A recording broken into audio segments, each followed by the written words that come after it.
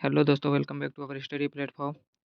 आज हम लोग साइंस का सीरीज को स्टार्ट करेंगे, जिसमें आपको 300 से 400 क्वेश्चन का सीरीज कराया जाएगा, जो कि एस के झा सर के द्वारा प्रोवाइड कराया गया है, जिसमें एग्ज़ाम रिलेटिव क्वेश्चन ही दिए गए हैं। तो इसको मिस नहीं करिएगा और शुरू से अंत तक वीडियो में बने रहिएगा।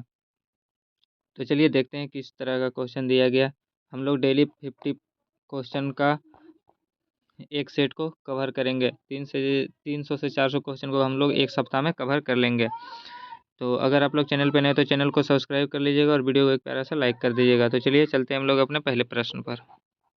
इसमें टोटल वीवीआई क्वेश्चन है, जो कि एग्जाम में आपको बार बार पूछे जाते हैं। NCERT exemplar question in one liner, NCERT का सारा क्वेश्चन होगा। तो शुरू करते हैं हम लोग अपने पहले प्रश्न से। तो हमारा पहला प्रश्न है, मनुष्य एवं तिलचट्टा किस वर्ग का उदाहरण है? तो ये सर्वाहारी का उदाहरण है। किसका? सर्वाहारी का उदाहरण है। मधुमक्खी किस से शहद बनाती है? तो मधुमक्खी किससे शहद बनाती है? तो मकरंद से शहद बनाती है।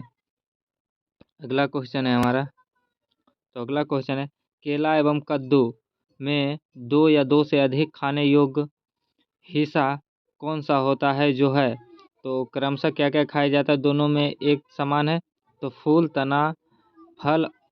फल तना और फल।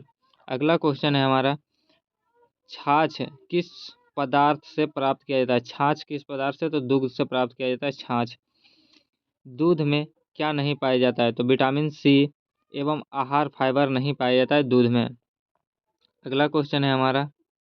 अगला क्वेश्चन क्या है? ऊर्जा देने वाला खाद्य पदार्थ है। तो ऊर्जा देने वाला खाद्य पदार्थ क्या है? कार्बोहाइड्रेट है, वसा है और प्रोटीन। अगर सबसे ज़्यादा ऊर्जा पूछे किस में होता है, तो वसा में होता है। तो कार्बोहाइड्रेट का मुख्य स्रोत क्या है? तो गेहूँ, चावल, वसा का तेल, घी, जितना भी फैटी चीज़ होता है, और प्रोटीन का पनीर, दाल। दाल में सबसे अधिक सोयाबीन में सबसे अधिक प्रोटीन पाया जाता है। अगला क्वेश्चन है हमारा, असंतुलित आहार के कारण रोग उत्पन्न होता है, इसे रोका जा सकता है। तो असंतुलित आहार के कारण जो रोग उत्पन्न होता है, तो संतुलित आहार करके रोका जा सकता है। अगला क्वेश्चन है हमारा, प्रोटीन का परीक्षण CuSO4 से किया जाता है, यह कौन सा रंग देता है? प्रोटीन का परीक्षण CuSO4 से किया जाता है, यह कौन सा रंग देगा? तो यह बैगनी रंग देगा। कौन सा रंग? बैगनी। कार्बोहाइड्रेट का परीक्षण आयोडीन से किया जाता है, तो यह कौन सा रंग देगा? अगर आयोडीन के साथ किया जाएगा तो यह नीला और काला रंग देगा। कैसा? नीला और काला। मानव शरीर में धीमा वृद्धि किसकी कमी के कारण होता है? तो प्रोटीन की कमी के कारण मानव शरीर में धीमा वृद्धि होता है। अगला क्वेश्चन है हमारा, मसूड़े से खून निकलना, रोग प्रतिरोधक क्षमता में कमी, घाव भरने में अधिक समय लगना किसकी कमी से होता है? तो विटामिन सी की कमी से होता है। मसूड़े से खून आना, जिसे हम लोग स्कर्वी रोग कहते हैं। रोग प्रतिरोधक क्षमता में कमी हो जाता है और घाव भरने में अधिक समय लगेगा। घाव भरने के लिए विटामिन सी का प्रयोग किया जाता है। अगर विटामिन सी नहीं होगा तो घाव भरने में अधिक समय लगेगा। अगला क्वेश्चन है, दुर्बल पेशियां और काम करने की ऊर्जा में कमी किस रोग के लक्षण है? दुर्बल पेशियां और काम करने की ऊर्जा में कमी किस रोग का लक्षण है? तो बेरी रोग का लक्षण है। किसका? बेरी यानी B1 के कारण कौन सा रोग होता है? तो बेरी। पौधे के रेशा से बना वस्तु का उदाहरण है। तो जूट और थैला। जूट का थैला जो है वो पौधे के रेशा से बनाया जाता है। अगला है, प्राचीन काल में कपड़ा के रूप में प्रयोग होता था। तो प्राचीन काल में कपड़ा के रूप में क्या प्रयोग होता था? जानवर की खाल तथा पेड़ों की पत्तियां। क्या चीज? जानवर के खाल और पेड़ों की पत्तियां हम लोग कपड़ा के रूप में प्राचीन काल में उपयोग करते थे। प्रथम कृत्रिम रेशा कौन सा है? तो नायलॉन है। प्रथम कृत्रिम रेशा कौन है? नायलॉन। ये बार बार क्वेश्चन एग्जाम में पूछे जाते हैं। प्रथम कृत्रिम रेशा। किस पदार्थ से बने कपड़े में जीवंत रंग एवं चमक होता है? तो रेशम से बने कपड़े में जीवंत रंग एवं चमक होता है। जूट के किस भाग से जूट फाइबर प्राप्त होता है? तो तना से प्राप्त होता है जूट फाइबर। रेशा की प्राप्ति कपास के किस भाग से किया जाता है? तो फूल से किया जाता है। रेशा की प्राप्ति कपास के किस भाग से? तो फूल से। कपास की खेती की जाती है। काली मिट्टी में कपास की खेती की जाती है। अगला है, कपड़ा प्राप्त करने का क्रम है। तो कपड़ा जो प्राप्त होगा, पहले फाइबर, उसके बाद धागा बनेगा, फाइबर बनेगा, उसके बाद धागा, उसके बाद जो होगा कपड़ा तैयार हो जाएगा। अगला क्वेश्चन देखते हैं। अगला, अधिक मात्रा में कपड़ा प्राप्त करने के लिए सूत को बुना जाता है, तो करघे से बुना जाता है। किससे? करघे से। अधिक मात्रा में कपड़ा प्राप्त करने के लिए करघे से सूत को बुना जाता है। घर पर कम मात्रा में कपड़ा प्राप्त करने के लिए रेशा से धागा किस से बनाया जाता है? तो चरखा से बनाया जाता है। घर पर कम मात्रा में कपड़ा प्राप्त करने के लिए रेशा से धागा किसके से बनाया जाता है? चरखा से। किस द्रव में लोहा का कील अपना चमक खो देता है? शीतल पेय में। किस द्रव में लोहा का कील अपना चमक खो देता है? शीतल पेय में। अगला क्वेश्चन, शर्करा यानी ग्लूकोज जल में होता है, तो पूर्णतः घुलनशील होता है शर्करा जल में। अगला है, कांच का ग्लास मलमल का कपड़ा किसका उदाहरण है? तो पारभासी का उदाहरण है। यानी अगला क्वेश्चन है हमारा, सेफ्टी पिन बना होता है। सेफ्टी पिन किसका बना होता है? तो स्टील और प्लास्टिक का बना होता है सेफ्टी पिन। किसका बना होता है? तो स्टील और प्लास्टिक का बना होता है सेफ्टी पिन। कार का फ्रंट कांच ग्लास किस पदार्थ का बना होता है? तो पारदर्शी बना होता है फ्रंट कांच का फ्रंट कांच ग्लास।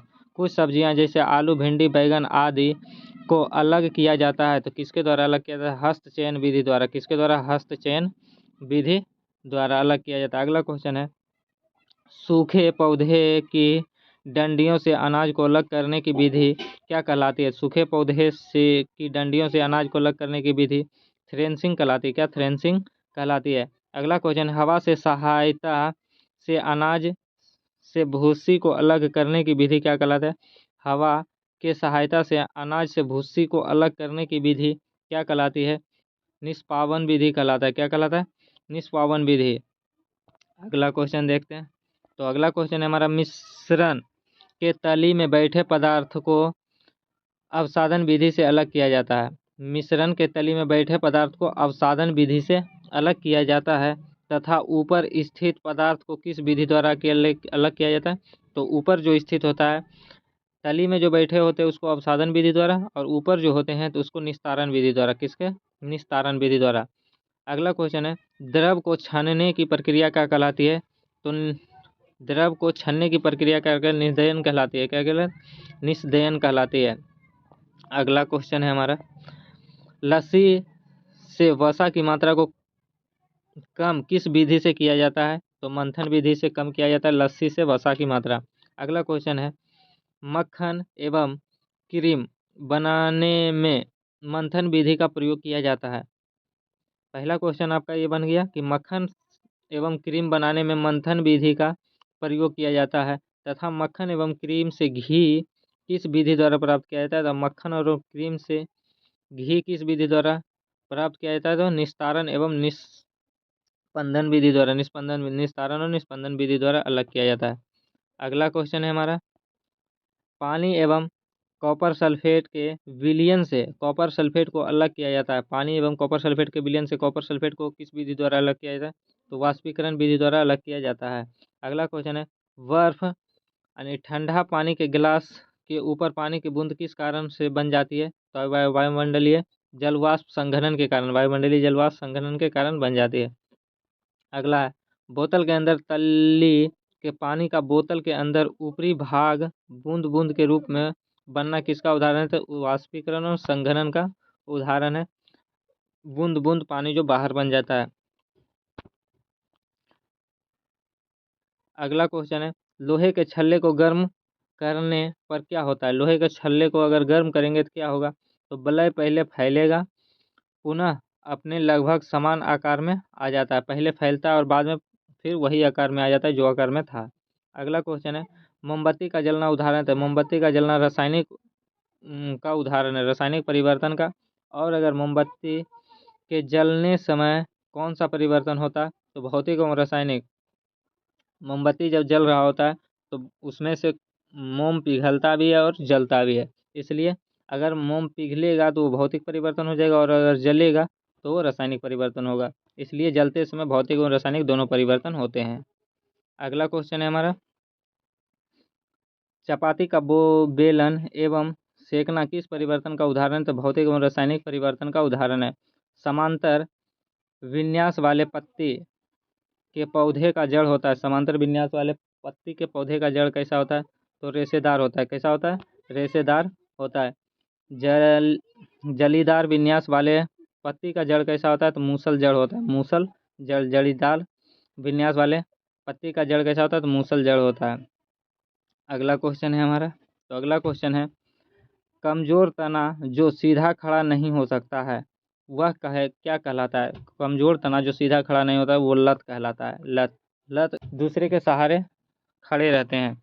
अगला क्वेश्चन है, प्रकाश संश्लेषण तना का प्राथमिक कार्य नहीं है, यह कार्य है फिर? तो यह पत्ती का कार्य होता है। प्रकाश संश्लेषण ये पत्ती का कार्य होता है। अगला क्वेश्चन है, पत्ती का प्रमुख भाग एवं कार्य। पत्ती का प्रमुख भाग और कार्य। तो पर्णवृत्त जो होता है, ये पर्णवृत्त ये पत्ती को तने से जोड़ता है। क्या करता है? पत्ती को तने से जोड़ता है। पटल जो है ये पत्ती को हरा चपटा भाग है। पटल जो है ये पत्ती का हरा चपटा भाग है। और किनारा जो है ये पत्ती के आकार देता है। किनारा पत्ती का आकार देता है। तो ये था हमारा आज का 46 क्वेश्चन था। चूंकि हम बोले थे कि 50 क्वेश्चन को करेंगे, तो आज हम 46 पर समाप्त करते हैं। अगला जो पार्ट आएगा कल, यानी नेक्स्ट डे 50 क्वेश्चन का आएगा। तो वीडियो आपको कैसा लगा कमेंट करके ज़रूर बताइएगा, और नेक्स्ट पार्ट के लिए चैनल को सब्सक्राइब कर लीजिएगा। मिलते हैं फिर नेक्स्ट वीडियो में, तब तक के लिए जय हिंद।